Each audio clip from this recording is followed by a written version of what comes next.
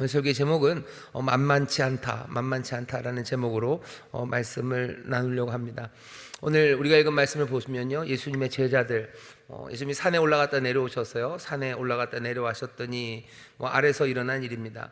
마가복음 9장에 보면 요거보다는 훨씬 더 좀 자세하게 우리가 잘 알고 있는 할 수 있거든요, 무슨 말이냐 그러면서요, 더 유명하게 우리가 읽는 곳은 마가복음 9장 14절서부터 있는 같은 사건입니다.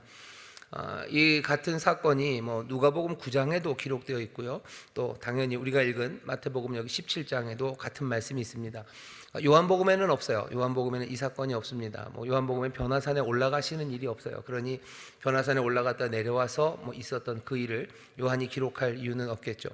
마태, 마가, 누가에 공이 다 같이 있는 이야기입니다. 오늘 말씀을 보시면 그냥 분명히 보이는 게요, 제자들의 무능함입니다. 예수님을 따르는 사람들이요, 제자들은 예수님을 따르죠. 이 사람들이 무능합니다. 이 사람들의 무능에 예수님이 어쩌면 좌절할 만도 하십니다. 오늘 여기 우리 재직들이 모였어요. 재직들이 모여서 그냥 설교 초반부터 그냥 이런 말씀 드리기면 뭐한데, 이 말씀 우리한테 그대로 적용하면 뭐요? 예수님을 따르는 사람들, 교회를 위해서, 그리스도의 몸된 교회를 위해서 주님이 부르신 일꾼들, 여기 있는 말씀 그대로 하면은 무능합니다. 능력들이 없어요. 참 못났죠. 남의 얘기 하시는 줄 아셔요, 그렇죠? 예수님 따르는 사람들이 못났습니다. 무능합니다. 그러니 예수님이 좌절할 만도 하시죠. 사실은 무능한 사람들도 좌절할 만합니다. 우리는 왜 이럴까라고 생각하는데, 예수님도 좌절할 만하십니다. 곤혹스러우시죠. 왜? 거기 곤혹스러워하는 제자들의 얼굴이 보이기 때문입니다. 예수님은 변화산에서 내려오셔서요, 얼굴에선 빛이 나고요, 옷은 사람이 희게할 수 없을 만큼 희게 변화되셨던 그 모습, 그리고 나서 싹 그 모든 것들이 가시고 내려왔을까? 그렇지는 않을 것 같아요. 약간은 그것들이 남아 있을 겁니다. 모세가 하나님을 만나러 그 산에 올라가서 하나님을 만나 배웠고 내려왔을 때 사람들이 도대체 모세를 볼 수 없을 만큼 광채가 있었답니다. 어쩌면 예수님도 그 광채, 여운이랄까요? 그런 것들이 남아서 오셨어요. 그러니 비교는 더 명백합니다. 예수님의 능력, 예수님의 영광, 그것은 찬란한데 그 밑에서 주를 따르는 사람들, 그 사람들은 어두워요. 칙칙해요. 하나님의 능력, 예수 그리스도의 능력은 어떻게 비할 바가 없는데 그를 따르는 사람들은 어쩌면 못나고 부족함이 있습니다. 그러니 이 사람들, 제자들도 곤혹스러운 거죠. 예수님은 저러신데 왜 우리는 이럴까 싶은 그 곤혹스러움에 아마 얼굴이 벌게져 있을 겁니다. 얼굴은 벌게져 있고, 그리고 또 마음도 아프죠. 이런 사람들을 보는 예수님 곤혹스럽습니다. 못난 자식 보는 아버지 마음이에요. 못난 자식, 부족한 자식 보는 어머니 마음이죠. 제자들을 보시며 예수님 마음이 좋지 않으셔요. 거기에 여기 죽어가는 소년이 있고, 그 죽어가는 소년의 아버지는 어쩔 줄 몰라서 힘들어하십니다. 그 모든 상황이 예수님을 난감하게 합니다. 어쩌면 예수님 맥이 탁 풀릴 만한 그런 상황이에요. 이게 뭔가 싶은 거죠. 그냥 여기 물에 뛰어드는, 어쩌면 발작을 하는 그런 아이 하나, 그 아이를 붙잡고 어쩔 줄 모르는 아버지, 또 그 앞에서 곤혹스러워하고 얼굴 시뻘개져서 고개 푹 숙이고 있는 제자들, 이 난감한 상황, 맥 빠지는 이 상황이 예수님을 아마 힘들게 했을 겁니다. 오늘 이 상황을 우리에게 전하는 이유는 분명합니다. 왜냐하면 지금 이 상황에 대해서 예수님이 판단하시는 바는 다른 얘기 안 하셔요. 그냥 믿음이 없어서다 라고 얘기하시는 거죠. 믿음이 없어서다. 그냥 네 능력이 부족해서다가 아니고, 내가 니들을 잘못 불렀네가 아니고, 그냥 믿음이 없어서라고 말씀을 하십니다. 어떻게 보면 굉장히 큰 꾸지람이고요, 또 어떻게 보면 우리의 면을 세워주는 것 같아요. 그냥 믿음이 없어서구나 라고 말씀을 하십니다. 하지만 믿음이 없어서가 예수님이 그냥 우리를 다른 핑계 하나로, 그죠? 여러분들은 뭐가 더 비참하셔요? 우리를 향해서 예수님이 참 믿음이 없구나 하는 말이 비참하셔요? 너 참 능력도 없구나 하는 말이 비참하셔요? 둘 다 비참하셔요? 예수님이 믿음이 없다고 얘기하십니다. 이건 어쩌면 그냥 난감한 상황을 피해가려는 말일 수도 있지만 굉장히 중요하고 결정적인 말입니다. 마태가, 또 마가가, 누가가 이 말씀을 계속해서 기록해 놓은 이유는 다른 것 아닙니다. 그 이후에도 사람들의 여러 가지 문제는 믿음이 없어서이기 때문이에요. 시간이 갈수록 어쩌면 하나님에 대한 것들은 점점점 많이 합니다. 30년, 40년이 지나면서요, 뭔가 신학적으로 더 발전해가지고 바울이 설명하는 방식들, 그전에는 어쩔 줄 몰랐는데 예수님 부활하시고 또 그 이후에 되돌아보면서 구약에 있었던 여러 말씀들, 그 말씀들의 의미를 하나하나 찾아가면서요, 하나님에 대한 지식, 어쩌면 교리는 점점 더 발전해 갑니다. 하지만 문제는 뭐예요? 믿음은 점점점 내려가죠. 교회가 서는 거예요. 마태복음이 쓰여질 때쯤 여기저기 교회가 생기고요, 뭔가 직분도 생기고 뭔가 틀을 갖춰가기 시작합니다. 능력은 많아지는 것 같아요. 할 수 있는 힘도 생기고 뭔가 지원, 여러 가지 일들을 도울 만한 자원도 많아집니다. 사람도 많아지고 아마 헌금을 통해서 뭐 돈도 좀 많아지고요, 교회가 할 수 있는 일들이 많아졌을 거라고 생각합니다. 하지만 여전히 문제는 믿음이 없는 겁니다. 지금 우리가 신앙생활을 하고 있습니다. 어쩌면 마태복음이 쓰여졌던 이때보다 교회에 능력이 많아요. 교회에 자산이 많습니다. 훨씬 더 똘똘한 사람들도 교회에 훨씬 많고요. 그리고 이 당시보다 교회는 얼마나 부유합니까? 얼마나 부유한지 몰라요. 많은 능력과 재능이 있어요. 그리고 이제까지 했던 여러 가지 시행착오를 통해서 만들어진 탄탄한 제도, 그리고 프로그램, 이런 것들이 있습니다. 하지만 문제는 여전히 믿음이 없어서가 문제입니다. 오늘 이 말씀을 우리에게 가져다 놓고 이 말씀을 우리에게 읽게 하시는 이유는 꼭 재직들이 함께 모여있는 시간만은 아닙니다. 우리의 삶의 부족함, 또 우리의 삶의 난처함, 난감함이 있는데요, 그 난감함은 다른 것으로 생겨나는 건 아닙니다. 믿음이 없어서라는 예수님의 말씀이 들려요. 교회가 참 부족하고 무능하고 못난 이유는 다른 이유 아닙니다. 믿음이 없어서라고 말씀하시는 겁니다.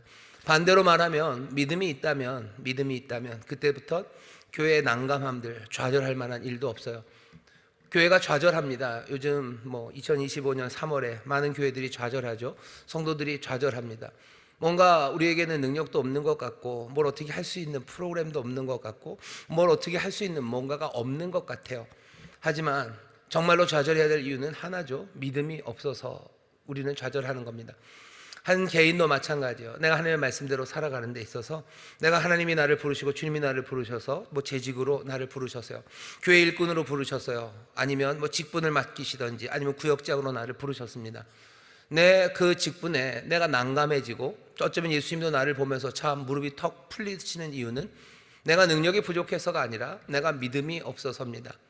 내게 믿음이 있는가? 오늘 그 질문에 대답하셔야 되고요, 그리고 우리가 닥치는 그 상황이 뭔지도 다시 한번 확인하셔야 됩니다. 오늘 말씀을 읽어보면요, 제자들은 굉장히 혼란스러워합니다. 우리 재직들이 혼란스러워하는 것처럼 제자들도 혼란스러워해요. 제자들이 혼란스러워하는 이유는 하던 게 잘 안 됐기 때문입니다. 할 수 있다고 생각했던 것, 그것이 제대로 이루어지지 않았기 때문이에요. 16절 보시면, 내가 주의 제자들에게 데리고 왔으나 능히 고치지 못하더이다. 상황을 알죠. 마가복음 9장과 연결시켜서 생각하면 이 사람들, 제자들은요, 이 아이를 고치기 위해서 기도도 하고 뭔가를 했습니다. 기도도 하고 했던 거 왜 그런가? 할 수 있다고 생각하니까 한 거예요. 이 간질, 아니면 거기보다 더 심한 이 질병에 걸린 이 아이를 고칠 수 있다고 생각했죠. 그러니 달려들어서 기도를 했죠. 아예 할 수 없다고 생각했으면 달려들지도 않았을 겁니다. 전에도 몇 번 말씀드렸지만 참 목사가 어려운 것 중에 하나가요, 귀신 들린 사람을 이렇게 앞에 데려올 때요, 그럼 참 난감합니다. 뭐가 이렇게 죄송합니다만 안에 있는 병들, 그런 거 있으면 그냥 기도하고 가시면 돼요. 사실은 그 안에 있는 게 어떻게 되는지 우리는 잘 모르죠. 근데 귀신이 들려서 난리가 난 이 사람을 데리고 왔는데 기도하고 여전히 난리가 나고 그러면요, 난감해요. 그러니 어떻게 해야 돼요? 좀 나아질 때까지 기도를 해야 돼요. 방법이 두 가지예요. 하나는 탁 능력으로 고친다, 아니면 좀 나아질 때까지 계속해서 기도를 한다. 그러니 이게 쉽지 않습니다. 이게 쉽지 않아요. 그러니 어떻게 해요? 그냥 그런 귀신 들린 사람들 온다 그러고 난리가 난다면, 이러면 안 되는데, 되도록이면 피하려고 하는 거죠. 피하려고 해요. 어디 갔다 그래라, 어디 갔다 그래라, 아니면 다른 핑계를 대면서 피하려고 해요. 제자들은 피하지 않습니다. 할 수 있다고 생각했어요. 할 수 있다고 생각한 건 그냥 괜히 생각한 건 아닙니다. 이 사람들이 전에 마태복음 10장을 보면요, 전에 이런 일을 해봤어요. 10장 1절에 보면 예수님께서 병 고치는 능력을 이 제자들에게 주셔요. 그리고 둘씩 해서 보내시죠. 보내시면서 너희들 귀신 쫓아내고 너 병 고치고 그렇게 가라라고 둘씩 보내십니다. 그리고 제자들은 정말로 그렇게 가요. 그래서 예수님이 하시던 일, 병 고치던 일, 귀신 쫓아내는 그 일을 합니다. 그러니까 전에 해봤었던 일이에요. 전에 해봤어요. 그리고 깜짝 놀라게도 자기들도 예수님처럼 또 예수님이 권능을 주셔서 얘기는 하지만 병자들 고치고 귀신들 쫓아냅니다. 그러니까 전엔 별 문제 없었어요. 했었던 일입니다. 그런데 이제 뭐가 잘못됐죠. 이제 뭔가 잘못됐어요. 할 수 있을 거라고 생각했는데 되지 않습니다. 쉽게 해냈다고 생각했던 그게 어쩌면 착각일 수도 있습니다. 어쩌면 그 전에는 갈릴리 시골 마을에서 조그만 마을을 돌아다니면서 어쩌면 시골에 있는 뭐 작은 귀신들, 작은 병들 고쳤는지 몰라요. 하지만 여긴 좀 더 크고 또 감당하기 어려운 문제가 닥쳤는지도 모릅니다. 뭐가 되었던지 간에 새로운 도전에 직면해요. 그리고 그 도전에 속수무책입니다. 우리 여기 재직분들 계셔요. 집사님들이 이제 권사님들 되시고요. 또 우리 집사님, 안수 집사님들 장로님 되시고 또 뭐 명예장로님 되시고 뭐 진급이라 그러기엔 뭐하지만 뭐 한 단계를 올라가십니다. 여러분들 뭐 내가 전에 집사 때도 뭐 할만했어요. 권사 뭐 할만합니다. 뭐 여기 권사님들 계시지만 어떠셔요? 우리 박 권사님 권사 할만하셨죠? 예, 좋습니다. 여기 또 이제 권사님 직분 받으시는 분들이 있어요. 집사하실 때 어떠셨어요? 서리 집사하실 때 뭐 그냥 할만했죠. 그러니 그냥 권사도 그냥 할만할 것 같고 그냥 성도로서 여러 가지 봉사했는데 뭐 서리 집사 된다고 해서 뭐 별로 그렇게 큰일 없을 것 같아요. 혹시라도 내가 이제 맡는 직분이 만만하신 분들 다시 한번 생각해 주세요. 새로운 도전에 직면합니다. 어쩌면 능히 감당하실지도 몰라요. 하지만 만만치 않은 일이 올 겁니다. 여기 하나씩 이제 안수받고 또 새롭게 임명받으시는 분뿐만 아니라 여기 장로님들, 안수집사님들, 권사님들 계셔요. 여러분들 이제껏 잘들 해오셨습니다. 그러니 앞으로도 그냥 또 하던 대로 하면 될 거라고 생각하시면 아니요, 다시 한번 생각하셔야 돼요. 만만치 않습니다. 만만치 않은 일들을 닥치게 될 거예요. 만만치 않은 일들이 우리 앞에 오게 될 겁니다. 그러면 혼란에 빠지게 되는 거죠. 예수의 사람들, 이 제자들, 이 혼란에 빠진 이 상황에 예수님이 그러면 어떻게 하실 것 같으세요? 우쭈쭈 해주실 것 같죠? 아니에요. 예수님이 야단치십니다. 야단치셔요. 예수님이 야단치시고 답답해 하십니다. 산에서 내려오신 예수님, 모세가 산에서 내려와서 금송아지를 만들었던 그 백성들을 야단치는 것처럼 여기는 이 제자들이 금송아지를 만들었던 그 이스라엘 백성들 같은 그런 잘못을 한 것은 아니지만 예수님도 모세가 그랬던 것처럼 화를 내십니다. 17절 보셔요. 예수께서 대답하여 가라사대 믿음이 없고 패역한 세대여 내가 얼마나 너희와 함께 있으며 얼마나 너희를 참으리요 그를 이리로 데리고 오라 하시니. 17절 말씀은 어떤 분위기예요? 그냥 분명히 야단치시는 분위기입니다. 야단치시는 거예요. 뭐라고 야단치셔요? 이쯤이면 믿음을 가질 때도 되지 않았느냐라고 야단치시는 거예요. 이 정도면 깨달을 때도 되지 않았느냐라고 야단치시는 거예요. 너희에게 믿음이 있다면 이 정도 문제는 해결할 수 있는 것 아니냐라고 야단치십니다. 그러며 답답해 하시는 겁니다. 예수님이 뭐 제자들에게 화내고 하는 일이 그렇게 흔하지는 않습니다. 하지만 오늘 본문은 분명하게 얘기하셔요. 여기 제자들 예수님의 답답함 그리고 예수님께서 화내시는 거 화내는 이야기를 그대로 듣습니다. 예수님은 은혜로우시니까 우리의 연약함을 다 아시니까 우리가 부족해도 감당하지 못해도 우리를 다 이해하실 거라고 이해는 하시죠. 하지만 웬만해야죠. 제자들은 예수님을 몇 년 따랐습니까? 마태복음에서는 예수님을 얼마나 따랐는지 그 시간을 측정하기가 어려워요. 진짜로 길어야 3년, 어떻게 짧게 하면 한 6개월쯤 따랐습니다. 예수님을 3년 따르신 분들, 여기 예수 믿은 지 3년 되신 분들 계셔요? 3년, 나는 3년도 안 됐습니다. 난 예수 믿은 지 3년도 안 됐습니다. 그럼 다 3년 이상이셔요? 여기 2살짜리 있을 텐데 너 왜 손 안 들어? 저기 손 드는구나. 그래 너다 너. 3년 이상 따랐어요. 여기 뭐 수십 년을 예수님 따랐어요. 그러면 뭐 그래도 나는 예수님이 뭐 괜찮게 아니요. 사실은 예수님이 굉장히 답답해 하십니다. 대놓고 얘기를 안 하셔서 그렇죠. 내가 10년을 집사로 살았어요. 내가 10년을 권사로 살았어요. 여기 장로님들 내가 7년을 8년을 내가 10년을 장로로 내가 수고했습니다. 그런데도 여전히 뭐요? 정말로 믿음을 가질 때가 되었는데 믿음 가지는 거 안 보이고 교훈을 깨달을 때도 되었는데 그것들 깨닫지 못하고 여전히 그 자리에 있으면 예수님 답답해 하시고 야단치시는 거예요. 오늘 어쩌면 이 말씀 앞에 우리 재직들, 우리 또 재직이 되실 분들을 세워놓은 이유는 아마 어쩌면 예수님의 이 답답함과 이 화내시는 말씀, 이 한마디를 듣게 하시는 것 같아요. 예수님 우리를 사랑하시고 은혜가 많으시니 다 이해하시겠지. 아니요, 이해 못하시겠답니다. 도저히 이해하지 못하겠답니다. 어떻게 그만큼을 따라오고도 아직도 깨닫지 못하냐고. 어떻게 그만큼의 은혜를 주는데도 깨닫지 못하냐고. 그렇게 이야기를 하는데도 어떻게 알아듣지 못하냐고 예수님 지금 말씀하시는 거예요. 제자들이 예수님을 따르면서 이 사람들을 이것저것 다 버리고 예수님 따른 사람이에요. 베드로가 그랬죠. 안드레가 그랬죠. 자기의 그 가업을 다 내팽개치고 예수님을 따른 사람들입니다. 신나게 귀신도 쫓아내고 또 병도 고쳐가면서 또 예수님이 싸우시는 그 싸움에 같이 동참도 하고 또 어떤 때는 예수님과 함께 즐겁고 행복한 시간을 보내며 예수님을 따라갔어요. 여기 있는 이 제자들이 걸어왔던 길이 여러분들과 그리 많이 다르지 않습니다. 예수님 때문에 웃고 또 예수님 때문에 울고 예수님이 주신 은혜, 그 은혜를 체험했어요. 그러면서도 다시 한번 여기 있는 이 말씀처럼 여전히 믿음이 없습니다. 믿음이 없는 세대라고 말씀하셔요. 제자들 예상밖에 어려운 도전을 받은 거죠. 그리고 그 문제를 해결할 능력이 없습니다. 예수님이 거기에 대해서 뭐라고 얘기하셔요? 그냥 믿음이 없대요. 전에는 있었죠. 근데 그 있었던 믿음마저도 막상 필요할 그때는 몽땅 다 사라져 버렸습니다. 예수님이 얘기하시는 믿음이 없다고, 패역한 세대라고. 믿음이 없다고요? 제자들은 믿음이 없습니까? 예수님이 그렇다 치니 믿음이 없는 거겠죠. 믿음이 없다는 것에 대해서 다시 한번 생각해 보셔요. 이 사람들 그 아이를 위해서 기도한 때 어떻게 했어요? 할 수 있다고 생각하며 달려든 겁니다.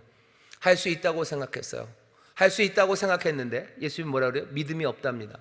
우리는 할 수 있다는 생각이 믿음이라고 생각해요. 하지만 오늘 본문을 보면 거꾸로입니다. 아니, 할 수 있다는 생각과 믿음은 별 관련이 없어요. 할 수 있다는 생각은 할 수 있다는 생각입니다. 할 수 있다는 생각은 그냥 판단일 뿐이에요. 그 판단은 올바른 판단일 수도 있고 그리고 허무한 잘못된 착각일 수도 있습니다. 내가 할 수 있다고 생각하는 거, 그건 내 판단이죠. 그 판단으로 우리가 살아가는 건 아닙니다. 예수님 계속해서 요구하시는 바 믿음이에요. 믿음이 없습니다. 어쩌면 내가 할 수 있다고 생각하는 건 믿음이 없다는 것에 대한 증거일 수도 있습니다. 왜냐하면 믿음이라는 건 오직 하나님만을 신뢰하고 그 길만을 따르는 것이기 때문에 그래요. 내가 할 수 있다고 생각합니까? 내가 할 수 있다고 생각하고 덤빕니까? 그러면 뭐예요? 믿음이 없는 겁니다. 내가 하나님만을 의지하고 나가는 거죠. 내가 할 수 있다는 생각, 어쩌면 그것을 내려놓는 것, 그것이 믿음입니다. 여기 재직들이 있어요. 저도 있고 담임 목사도 있고 여기 교역자들도 있고 장로님, 안수사님, 권사님 다들 계셔요. 여러분들은 어떻게 감당하십니까? 재직의 일을 어떻게 감당하십니까? 주님이 우리에게 맡겨주신 그 일들을 어떻게 감당하십니까? 할 수 있다고 생각하고 달려드십니까? 아니, 그건 여러분들의 판단일 뿐이에요. 내 판단이 틀릴 수도 있고 사실은 할 수 있는 일 맞을 수도 있습니다. 그런데 틀리고 맞는 일, 그것으로 우리를 부르지 않으셨어요. 그리고 예수님이 말씀하시는 건 니들이 판단을 잘못했다라고 얘기하지 않으셔요. 너희가 할 수 있다고 판단했지만 그 판단이 틀렸네. 너희들 바보, 제대로 판단하지 못한다. 니들의 능력도 제대로 재지 못하고 달려들었구나. 그렇게 얘기하지 않으셔요. 믿음이 없고 패역한 세대라고 말씀합니다. 우리가 주의 일에 부름받았습니다. 우리에게 있어야 되는 건 믿음이지 어쩌면 우리의 판단은 아닙니다. 내게 맡겨주신 일이 내가 감당할 수 없을 것 같아요. 왜? 이건 내가 아무리 생각해도 시간이 안 맞아요. 시간도 안 맞고 내가 그렇게 할 만한 이제껏 내 기록이 그렇게 썩 좋지 않아요. 그러니 판단해보고 할 수 없다고 생각하는 사람, 아니면 판단해보고 할 수 있다고 생각하는 사람, 둘 다 예수님이 바라시고 기대하시는 바는 아닙니다. 주님은 믿음으로 하기를 원하셔. 주를 신뢰하며 하기를 원하셔. 그러면은 잘 안 될 것 같은데요. 내가 그거 잘 못할 것 같은데요. 아니, 믿음으로 하랍니다. 어쩌면 잘 못할 것 같다는 사람, 바로 그 사람이 믿음으로 일하기 시작할 때 오히려 하나님이 가장 바라시는 제일 좋은 최적의 조합이 생겨난다고 저는 믿습니다. 그런 사람들 이야기는 참 많아요. 그런 사람들 이야기는 참 많습니다. 사도 바울 그 사람을 보셔요. 이 사람은 복음을 증거하고 예수의 증인이 되기가 제일 좋은 적합한 사람입니까? 아니요, 최악의 사람이에요. 이 사람은 바리새인 중에 바리새인입니다. 기고만장한 사람이에요. 그냥 혈기왕성한 사람이에요. 평화의 주, 온전하신 주, 그 율법 말고 이제 새로운 은혜를 전하게 사도 바울은 제일 적합하지 않은 사람입니다. 하지만 이 바울을 하나님이, 이 사울을 하나님이 부르셨을 때 이 부르심에 그리스도의 부르심에 믿음으로 바울이 대답합니다. 그러면서부터 어떻게 해요? 하나님의 그 일에 아름답게 쓰임이 됩니다. 베드로도 그래요. 아니 베드로만 그런 것도 아니고 우리 주변에 보면 이런 일들은 많습니다. 연약해 보이고 능력 없어 보여도 믿음으로 행하는 사람들이 있어요. 우리가 볼 때는 뭐 별것 아닌 것 같죠. 하지만 하나하나 하나님의 역사가 일어나기 시작하고 또 거기에서 하나님이 제대로 판단하시는 상주심과 또 하나님의 인정하심이 거기에 있습니다. 믿음으로 하기를 원하시는 거예요. 사람마다 능력이 다 다릅니다. 사람마다 능력이 다 달라요. 여기 있는 장로님들도 그래요. 우리 안수님도 그래요. 세상 능력으로 다르죠. 어떤 사람은 훨씬 더 똘똘하고요, 자원을 가진 게 많습니다. 하지만 그래서 그 사람이 이루는 일이 눈에 보일 때는 많을 수 있어요. 하지만 하나님이 보시는 건 다릅니다. 믿음으로 하는가, 그거 보시는 거예요.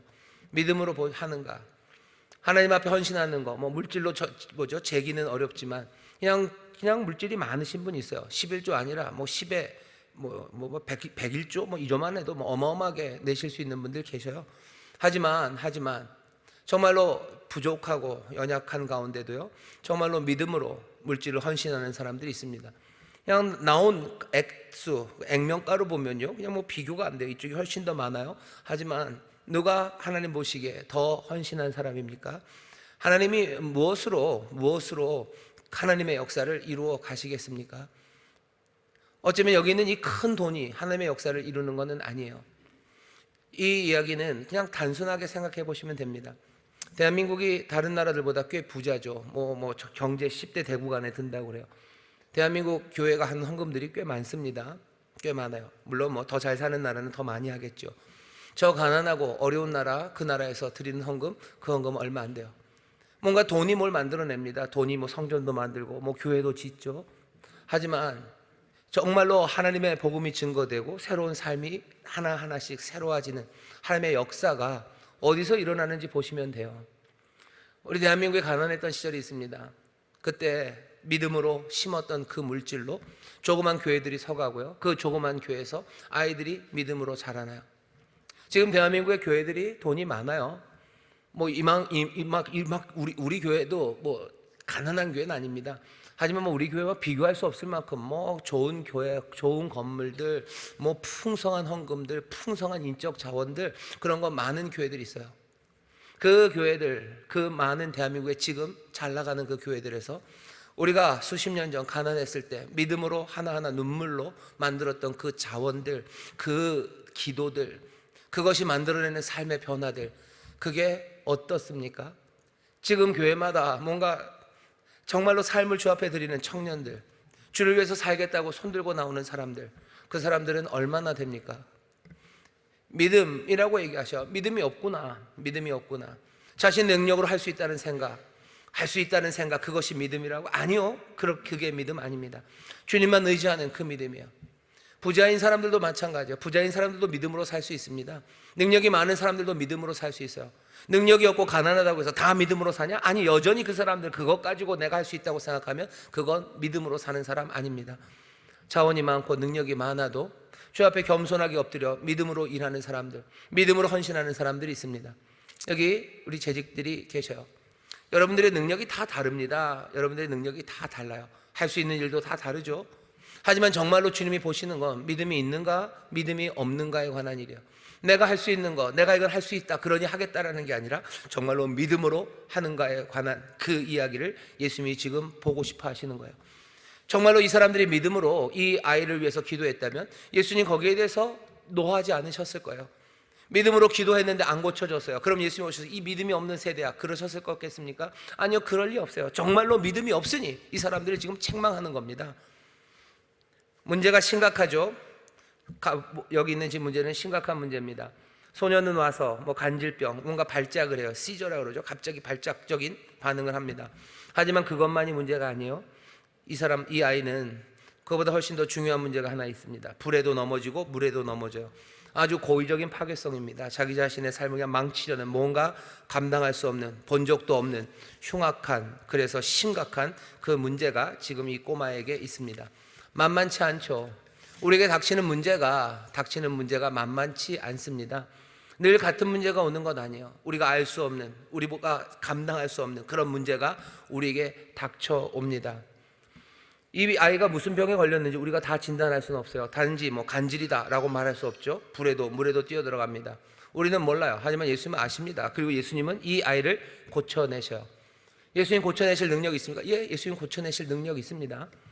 우리가 주님을 신뢰하면 돼요. 주님을 신뢰하고 주님 고치실 수 있어요. 그러니 내가 부족하고 연약해도 주를 향한 믿음으로 우리는 새 소망, 이 변화에 대한 기대를 놓치지 않아요. 우리는 믿음으로 삽니다. 그리고 소망으로 삽니다. 하나님의 일을 하는데 믿음으로 하셔요. 그리고 소망을 놓치지 마십시오. 내 능력 아니요, 나는 진단도 못합니다. 하지만 주님은 고치실 수 있어요. 이 소망을 놓치면 우리는 그냥 너무 지칠 수밖에 없고요, 계속해서 어쩔 줄 모르며 우리의 사역을 할 겁니다. 모자라도 믿음으로 그리고 소망으로 사역하는 사람들, 그런 재직들이 되시기를 주의 이름으로 축원합니다. 재직들에게 일을 맡기실 거예요. 교회 여러 가지 일들을 맡길 겁니다. 믿음으로 하십시오. 그러면 됩니다. 그리고 소망 놓치지 마셔. 내게 어떤 부서 하나가 맡겨져요. 이 부서 아니면 이 구역, 뭐 여러 가지 일들이 맡겨지죠. 이 믿음으로 하시는 거예요. 그리고 소망 놓치시면 안 됩니다. 야, 난 믿음으로 하면 돼. 이게 될지 안 될지 난 소망은 없어. 그건 그냥 절망의 몸부림이죠. 어떻게 될지 모르니 그냥 한번 해보고 마는 거죠. 우리는 그냥 뭔가를 트라이 해보는 사람은 아니에요. 되든 안 되든 우리는 트라이를 합니다. 그게 내 믿음입니다. 아니요, 되든 안 되든이 아니라 나는 부족해도 내가 트라이, 시도하는 거예요. 믿음으로 시도해요. 그리고 소망은 놓치지 않습니다. 주의 역사가 이루어질 소망, 그 소망을 놓치지 마셔요. 교회에 대한 소망을 놓치지 마셔요. 교회는 그리스도의 몸입니다. 성령께서 영화롭게 하실 거예요. 아름다운 신부로 단장하여 그날에 주님 앞에 세우실 겁니다. 인천 순복음교회에 대한 소망을 놓치지 마셔. 어떻게 될지 난 모르고 난 그냥 믿음으로 내 할 일 하겠다. 아니, 그렇게 하는 건 아닙니다. 소망 놓치지 마셔. 구역장님들 마찬가지예요. 구역장으로서 내가 재직 구역장으로 내가 이 구역에 정말로 내가 부족해도 내가 할 수 있어서 하는 게 아니라 정말로 내가 믿음으로 이 구역장 사명 감당할 때, 여러분 소망을 놓치시면 안 돼요. 내가 부족하니 일단 최선을 다하면 되겠지. 아니, 최선을 다하는 것 거기서 끝나는 게 아니라요, 우리는 소망의 사람입니다. 소망의 근거는 나에게 있잖아요. 여기 우리와 함께 하시는 예수 그리스도. 우리는 진단명도 모릅니다. 감당할 수 없는 문제입니다. 하지만 예수님, 그 모든 것들을 해결하실 수 있는 그분이 우리와 함께 하시니 여러분들 소망 가운데 일하시기를 주의 이름으로 축원합니다. 옆에 있는 분들에게 하셔요. 우리는 소망으로 일합니다. 우리는 소망으로 일합니다. 우리의 소망이에요. 나의 소망 되신 주 그리스도요. 나의 소망이 우리와 함께 하셔요. 어제나 오늘이나 영원토록 동일하셔요. 떠나지 않으셔요. 볼지어다 세상 끝날까지 너희와 함께 하신다고 우리에게 말씀하신 그분이셔요. 우리는 소망을 잃습니까? 잃어버릴 수 없습니다. 절대로 우리는 소망을 잃지 않는 사람이에요. 믿음으로 사역하시고, 여러분 소망 놓치지 마십시오. 이게 참 어렵습니다. 왜냐하면 담임 목사도 그렇고요, 예수님도 여기서 답답해 하시죠. 그죠? 얼마나 답답해 하십니까? 이 무능한 인간들이랑 내가 일하려니 답답하신 거예요. 그러니 예수님은 어떻게 소망을 가지실까? 예수님은 소망을 어떻게 두셔요?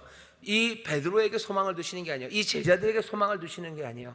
아버지의 뜻이 이루어질 것을 믿는 겁니다. 아버지의 뜻이 이루어질 것, 거기에다가 소망을 두시는 거예요. 예수님의 소망은 베드로입니까? 아니요, 예수님의 소망은 아버지 하나님께 있는 거예요. 우리도 우리의 소망을 사람에게 두지 않습니다. 우리의 소망을 하나님에게 두는 거예요. 우리의 소망을 사람에게 두면 어떻게 되죠? 그냥 우리의 소망이 여기저기 우리를 끌어다닙니다. 우리의 소망은 그냥 곧장 절망으로 변해가고요, 우리의 소망은 오히려 분노를 만들어요. 사람에게 소망을 두었을 때 결국 남는 건 정말로 분노와 미움들, 상처들, 그리고 실망들, 그런 것들이 우리에게 차곡차곡 쌓여져 갑니다. 100에 하나, 1000에 하나 우리의 소망을 배신하지 않는 누군가를 만나는 그런 복도 우리에게 주시겠죠. 하지만 정말로 궁극적인 흔들리지 않는 우리의 소망, 변치 않는 소망은 주님에게 두셔야 됩니다. 아무리 알 수 없는 병이라도 주님은 고치실 수 있어요. 어떤 문제라도 주님은 그 모든 것들 해결하실 수 있는 것입니다. 모든 것에 모든 것 되시고 변함없는 그분, 그 은혜의 주님을, 능력의 주님을 여러분 소망으로 붙잡는 재직들 되시기를 주의 이름으로 축원합니다. 교역자들도 마찬가지예요. 교역자들도 답답할 때 많아요. 성도들 보면 답답할 때 많습니다. 저도, 여러분들이 저를 봐도 답답하죠. 그래서 소망을 저한테 두시면 안 돼요. 소망을 어떻게 해요? 주님에게 두셔요. 저도 마찬가지예요. 저도 재직들에게 소망을 두지 않습니다. 섭섭해하지 마셔요. 섭섭해하지 마십시오. 재직들에게 소망을 두면 목회자 뻔합니다. 그냥 슬퍼할 수밖에 없고요, 실망하고 가슴 무너져요. 그래도 사람이니 자꾸 사람들에게 소망을 두고 사람들이 뭘 할 거라고 기대를 하는데, 아니요, 이건 주 앞에 소망을 두셔야 돼요.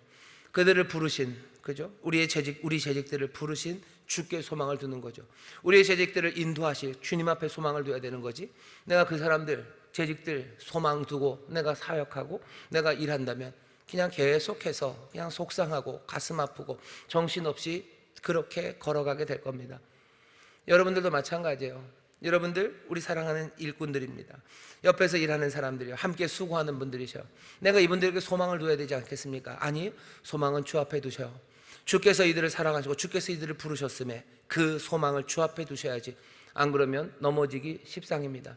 옆에 있는 사람이 게을러지고 그러면 나도 게을러지고 싶고요. 옆에 있는 사람이 조금 뭐랄까 아주 얄밉도록 똘똘하다 그러나요? 영악하게 굴면요, 그냥 시험에 드는 거죠. 시험에 확 들어버려요. 시험에 확 들어버려서 그냥 교회를 향한, 그리고 내 사역을 향한 소망, 그런 건 다 사라지고 그냥 절망에 빠져버립니다. 아니, 그래서는 안 됩니다. 바보같이 그 길로 가면 안 돼요. 주께 소망을 두면 되는데, 주님 앞에 소망을 두면 오히려 여기 나를 실망시키는 이 사람에게서도 다시 한번 소망을 가질 수 있는 것은 내가 주께 소망을 두기 때문입니다. 사람에게 소망을 두면 어찌 될지 몰라요. 하지만 내가 주께 소망을 둘 때 정말로 내 옆에 있는 이 사람들에게 끝까지 소망을 품을 수 있습니다. 예수님 그 병을 고치십니다. 병을 고치셔요. 그리고서는 어떻게 하셔요? 격려하시고 도전을 주십니다. 여기 혼돈에 빠진 이들에게, 어쩔 줄 모르는 사람들에게, 믿음 없는 이들에게 예수님이 격려를 주시는데, 격려하시는 말씀이 여기 있습니다. 19절입니다. 이때 예수께서 제자들이 종용이 예수께 나와야 가로되 우리는 어찌하여 쫓아내지 못하였나이까. 예수님 말씀하셔 가라사대 너희 믿음이 적은 영혼이라. 너희 믿음이 적은 영혼이라 진실로 너희에게 이르노니 너희가 만일 믿음이 한 겨자씨만큼만 있으면 이 산을 명하여 여기서 저기로 옮기라 하여도 옮길 것이요 또 너희가 못할 것이 없으리라. 20절의 말씀은 격려가 됩니다. 너희가 못할 것이 없을 거래요. 격려해 주시는 거죠. 격려해 주시는데, 격려하시는 말씀은 한 겨자씨만큼만 믿음이 있으면 산을 옮기고 너희가 못할 것이 없답니다. 앞에 마태복음 13장에 겨자씨가 한번 나왔었어요. 그때 그 겨자씨는 하나님의 나라를 비유할 때 겨자씨에 비유했죠. 작아요. 하지만 이 작은 겨자씨 하나가요, 자라는데 나물보다 커져요. 그리고선 나무보다 커져서 많은 새가 깃들어 갑니다. 마태복음 13장에서 겨자씨는 하나님의 나라의 비유에 쓰였죠. 하지만 여기서는 개인의 믿음, 한 사람의 믿음에 대해서 겨자씨를 비유합니다. 작아요. 아주 작은 겨자씨만큼만 있으면 된답니다. 그래서 사람들이 이제 묻는 거죠. 겨자씨만한 믿음은 얼마나 믿음일까? 겨자씨가 어떻게 생겼는지 여러분들 궁금하시죠? 근데 사실 여러분들 요즘에는 우리가 겨자씨 많이 먹습니다. 무슨 고깃집에 가면은 이렇게 푹 퍼서 그 소스 이름이 뭐지? 그 노란 건데 머스터드 소스라고 그래서요. 다 갈아서 쭉쭉 짜는 것도 있고 숟가락으로 퍼서 거기 알알이 있죠. 보신 적 있으시죠? 그게 겨자씨죠. 네, 그게 겨자예요. 겨자씨가 그렇게 생겼어요. 옛날에는 그런 거 잘 구경 못했을 때는 우리 교회에서 원로 목사님이요, 겨자씨를 어디서 구해 오셔가지고요, 열쇠 그 고리 아크릴 같은 거 안에다 겨자씨를 하나씩 다 넣어서 열쇠 고리로 나눠 주신 적이 있으셔요. 받으신 분 없으시죠? 안 주시고 저만 주셨나 보네요. 그 노란 겨자씨 하나가 거기 이렇게 들어있어요. 겨자씨가 고만합니다. 아주 작아요. 그래서 사람들이 겨자씨만한 믿음, 겨자씨 얼만큼일까? 결국은 있는 것 이렇게 많은 이야기로 겨자씨만한 믿음이 뭔가를 찾으려고 합니다. 예수님이 여기서 말씀하시는 바는 그냥 분명해요. 포인트는 믿음의 크기, 그건 중요하지 않아요. 믿음의 크기는 중요하지 않아요. 겨자씨만큼만 있으면 돼요. 겨자씨만한 믿음이면 돼요. 중요한 건 뭐죠? 믿는 것의 본질, 그것입니다. 누구를 믿는가요? 하나님을 믿는가? 하나님을 향한 신뢰, 하나님을 신뢰하는가? 그것 하나면 됩니다. 하나님을 신뢰하며 기도합니까? 그러면 그것으로 돼요. 내가 하나님을 신뢰하며 기도하는 게 아니고, 내가 하나님을 신뢰하며 내가 헌신하고 봉사하고 주를 따르는 게 아니라면 그건 아무것도 아닙니다. 크건 작건이 그렇게 문제가 되지 않아요. 우리가 달을 보고 싶죠. 달을 보고 싶으면 창을 크게 내는 것, 그것으로 달을 볼 수는 없습니다. 우리가 통창을 내더라도 달을 볼 수 없어요. 왜? 달이 뜨는 곳과 반대쪽에 창을 낸다면 달을 볼 수가 없죠. 하지만 우리가 작은 쪽창이라도 달 뜨는 그곳에 그 창이 있다면 우리는 얼마든지 그 달을 볼 수 있습니다. 진정한 믿음이라는 건 그런 거예요. 믿음의 크기가 중요합니까? 아니요, 믿음의 크기는 중요하지 않아요. 거대하신 하나님이 거기 있어요. 내가 내 얼굴을, 내 삶을 그분에게로만 향하기만 한다면 얼마든지 그분을 뵐 수 있고 우리는 믿음으로 살아갈 수 있습니다. 진정한 믿음이라는 건 그런 거죠. 내가 누구를 향하고 있는가, 그게 제일 중요합니다. 예수님이 지금 말씀하시는 그런 믿음만 있다면, 그런 겨자씨만한 믿음만 있다면 이 산을 옮겨 저 바다에 던질 거예요. 너희가 못할 것이 없답니다. 여러분, 이 말씀을 믿으십니까? 이 말씀을 믿으셔요? 이 말씀을 어떻게 믿으셔요? 내가 이 말씀을 하시는 주님, 또 이 진리를 알려주시는 그 하나님을 신뢰하며 이 말씀을 믿으십니까? 그러면 이 말씀대로 이루어지는 줄 믿습니다. 우리는 이 말씀대로 이루어짐을 믿어요. 산을 옮기는, 일부러 괜히 산을 옮길 필요는 없죠. 산을 옮긴다는 이야기는 뭐든지 다 할 수 있으시다는 거예요. 그냥 불가능한 일 없다는 거죠. 못할 것 없다는 이야기를 하시기 위해서 산을 옮긴다는 이야기를 하십니다. 중국 고사입니다. 우공이산이죠. 어리석은 놈이 우공이 산을 옮겨요. 그 산을 파가지고 발에 그 바다에 1년이 걸리면서 그거 합니다. 그걸 보고 옥황상제가 감동을 해서 산을 옮겨줬다, 이런 이야기, 우공이산의 이야기가 있는데, 여기 믿음이 산을 옮깁니다. 믿음이 뭐요? 못할 일이 없습니다. 여기 있는 이 말씀을 믿는 사람들, 그 사람들이 겨자씨만한 믿음을 가진 사람들입니다. 하나님이 우리에게 맡기신 일들이 산을 옮긴 것처럼 어려워요. 산을 옮기는 것도 불가능한 거고요. 우리가 재직의 사명을 감당하는 것들도 어쩌면 불가능합니다. 영혼을 책임지고 사랑한다는 거, 그것은 얼마나 불가능합니까? 그리스도의 신령한 몸을 하나하나 지어간다는 것, 그건 얼마나 불가능합니까? 산을 옮길 만한 불가능한 일이에요. 하지만 그것이 무엇으로? 믿음, 겨자씨만한 믿음만 있으면 내가 하나님만을 향하고 하나님만을 의지하고 내가 주님만께만 소망을 두고 주님만을 의지한다면 그 일이 이루어진다고 말씀하시는 겁니다. 내가 어떻게 내 자녀들에게 정말로 소망의 빛을 주고 내 자녀들을 정말로 하나님의 사람, 하나님의 은혜의 사람으로 만들 수 있습니까? 산을 옮기는 것만큼이나 불가능한 일이에요. 하지만 믿음, 겨자씨만한 믿음, 그 믿음이 있으면 된다고 얘기하시는 거죠. 이 땅에 정말로 한 사람 한 영혼을 구원해서 그리스도인으로 만드는 것, 그건 얼마나 어렵습니까? 산을 옮기는 것만큼이나 어려워요.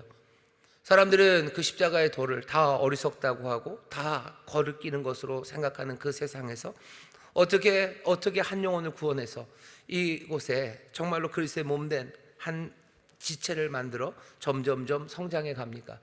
재직이 맡은 일이라는 건 얼마나 불가능합니까? 산을 옮기는 게 아예 낫죠. 그죠? 까짓 거. 우리 교회 그냥 돈을 다 모아다가 포크레인 다 들고 그냥 다 계속 파면 산 옮기겠죠. 까짓 거. 문학산 하나쯤 어떻게 되지 않겠습니까? 하지만 정말로 한 영혼을 구원해서 그리스도의 몸을 만들어가는 것, 그것은 산을 옮기는 것보다도 훨씬 더 불가능한 일처럼 보입니다.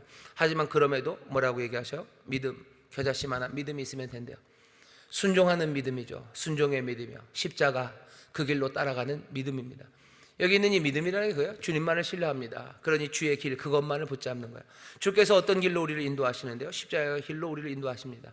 그 길을 따라가려는 믿음, 그것 있으면 된다. 오늘 우리가 함께 나눴던 오전의 말씀은 그 약속은 얼마나 이루어지기가 낭망합니까? 그런데도 불구하고 뭐 하는 거예요? 하나하나 그 복음의 길, 그 싸움에 세상의 방식이 아니라 정말로 그 진리와 사랑으로 우리를 인도하시는 그 길 따라서 내 생명을 내어놓고 내 삶을 포기하며 걸어가는, 말도 안 되는 그 불가능한 일을 어떻게 하는 거예요? 믿음으로 해나가는 거예요. 이만큼의 믿음만 있으면 된답니다. 이 말씀을 따를 그 믿음, 그것만 있으면 된대요.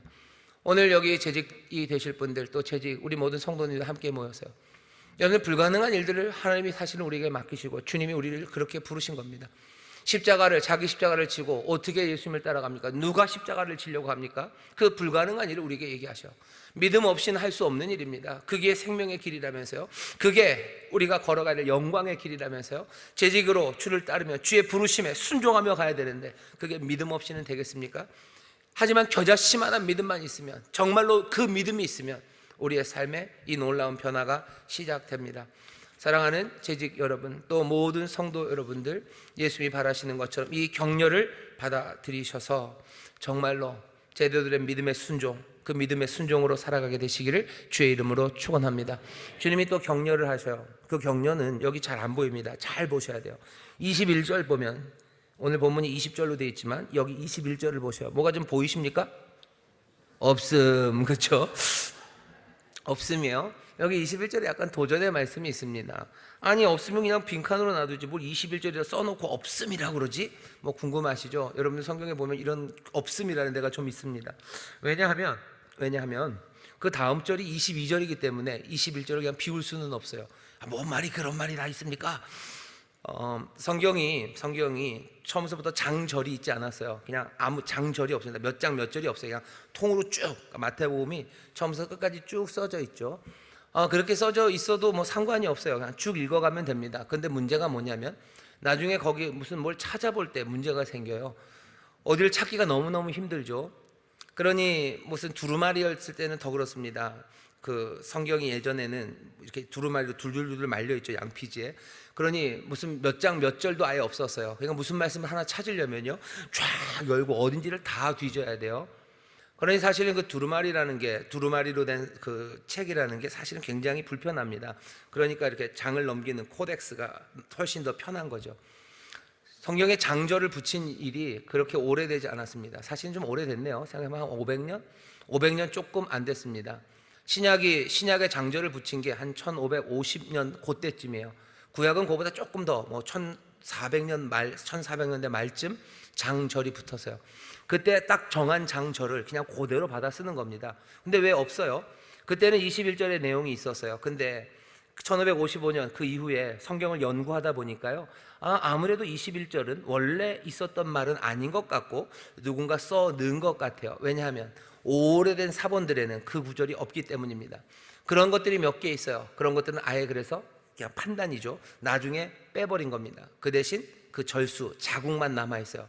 왜냐하면 성경을 잘 찾기 위해서 붙여놓은 그 오래된 수백 년 된 그 장과 절을 그대로 남겨놓아야 나중에 찾아보기가 쉽기 때문입니다.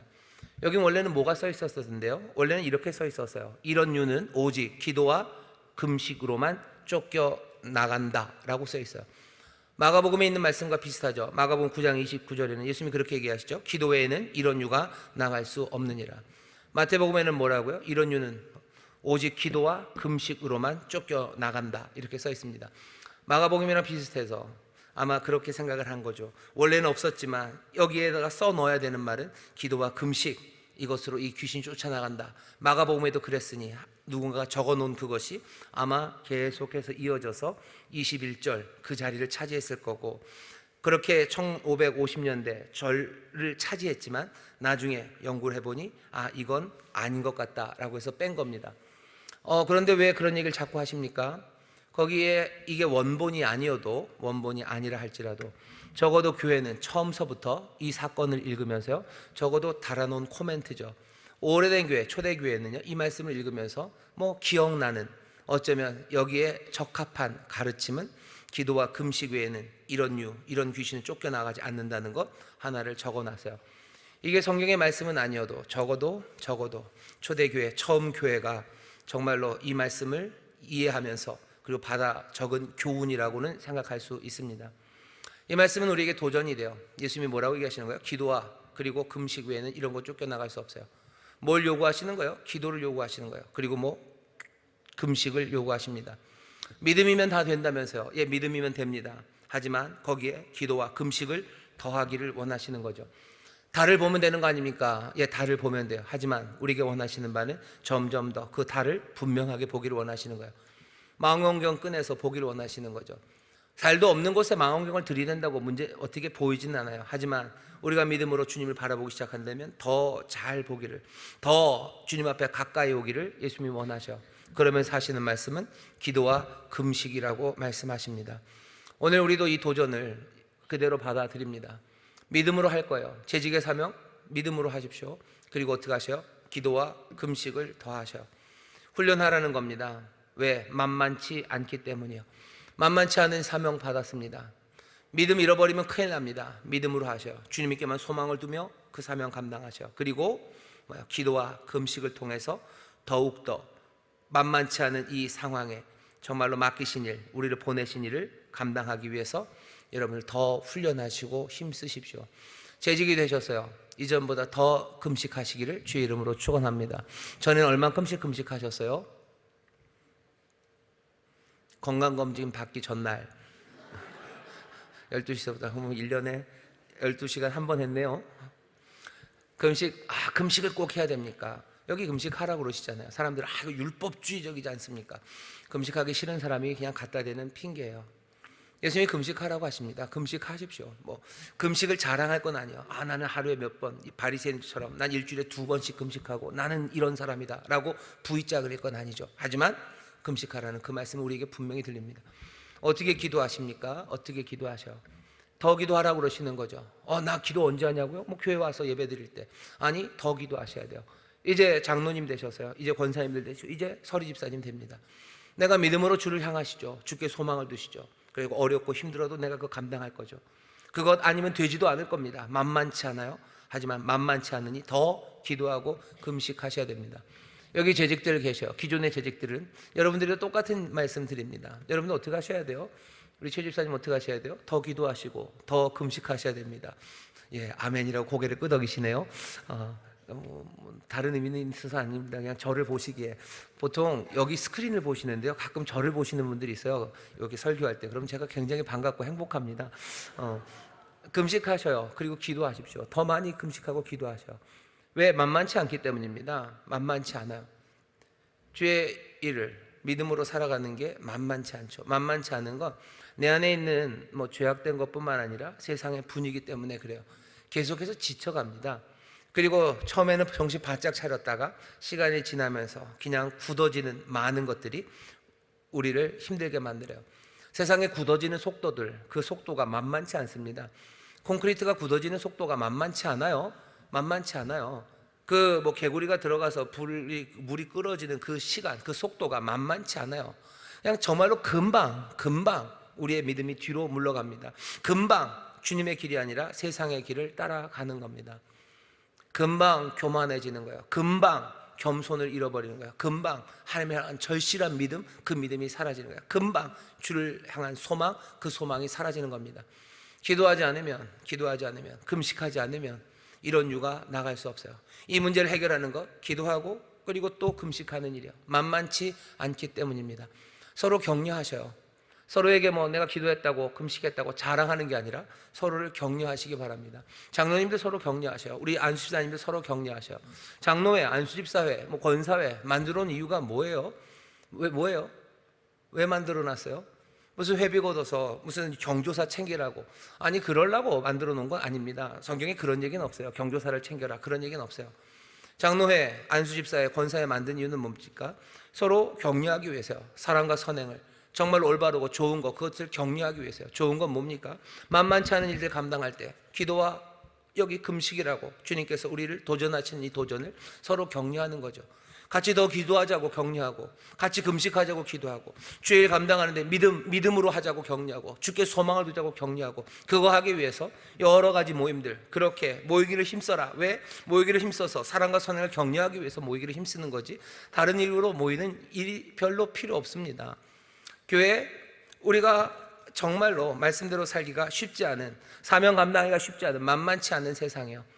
우리도 스스로 참 좌절할 만큼 답답하기도 하고, 우리를 보시는 예수님도 답답하십니다. 하지만 오늘 예수님께서 다시 한번 우리를 야단치시나 뭐 하셔요? 우리를 격려하시고 우리를 도전하시는 거죠. 믿음이면 된다. 믿음 없는 세대야. 겨자씨만한 믿음이면 된다. 그러면 모든 것 할 수 있다. 내게 소망을 두어라 말씀하셔요. 그러면 뭐라고 그러시는 거예요?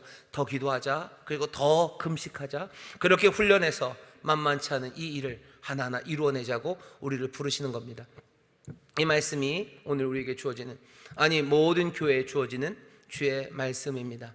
이 말씀대로 정말로 뜨겁게 주의 일을 감당해 나가는 주의 제자들, 재직들 되시기를, 만만치 않은 사명, 만만치 않은 세상에서 정말로 서로 격려하고 서로 도전하고 정말로 그렇게 믿음으로 소망으로 주의 일을 감당하는 우리 모든 교회 재직들 되시기를 주의 이름으로 축원합니다. 기도합니다. 하나님 감사합니다. 오늘 여기 귀한 재직들이 함께 모였습니다. 모든 성도들이 함께 모였습니다. 다시 한번 주의 말씀으로 정말로 주의 부르심에 따라 제자로 살아가는 일이 얼마나 어려운지를 봅니다. 우리의 무능함과 우리의 부족함 때문이고 또 세상이 만만치 않기 때문입니다. 그러나 주께서 우리를 격려하시는 그 말씀이 우리에게 들립니다. 믿음, 겨자씨만한 믿음만 있으면 된다고 말씀하십니다. 다시 한번 정말 우리가 할 수 있다는 생각이 아니라 주님을 의지하는 믿음으로, 주께 소망을 두는 아버지 안에는 그 소망으로 사명 감당하고 우리를 부르신 그 일을 감당해내는 귀한 교회, 복된 재직들이 되게 하여 주옵시고, 아버지 하나님, 정말로 주가 도전하시는 그 말씀, 기도와 금식을 우리에게 요구하시니 더 기도하고 더 금식하며 정말로 우리의 믿음의 순종이 점점 더 풍성하고 아름다워지고 온전해질 수 있도록 서로를 위하여 기도하고 격려하는 우리 모든 재직들이 되게 하여 주시옵소서. 감사드리며 예수님 이름으로 축복하며 기도하옵나이다. 아멘.